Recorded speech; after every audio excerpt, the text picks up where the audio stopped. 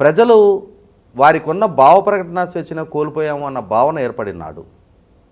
రాజకీయ పార్టీలు స్వేచ్ఛాయుత వాతావరణంలో రాజకీయ కార్యకలాపాలు కూడా నిర్వహించుకోలేని స్థితి కల్పించున్నాడు. ఒక రకమైన ఉక్కిరి బిక్కిరికి సమాజం లోనైంది.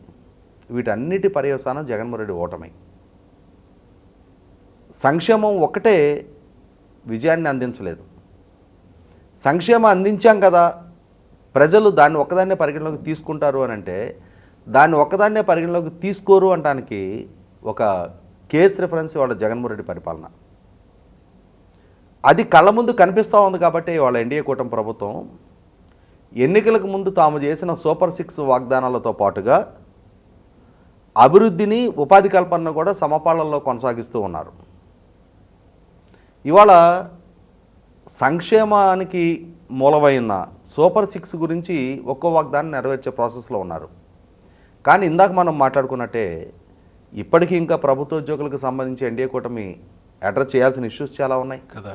అలాగే ఇవాళ జగన్మోహన్ రెడ్డి పాలనా హయాంలో కుంటుపడిపోయిన రాజధాని, పోలవరం పనులు వేగవంతం అయ్యాయి.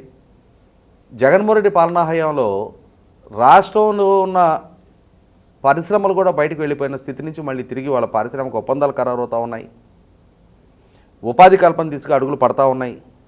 ఇవన్నీ మెటీరియలైజ్ అయ్యి వాస్తవంగా ప్రభుత్వం కాన్సెప్టలైజ్ చేస్తున్న అభివృద్ధి, ఆ ఫలాలు ప్రజలకు అందటానికి ఇంకొక 2-3 సంవత్సరాల కాలం పట్టుద్ది.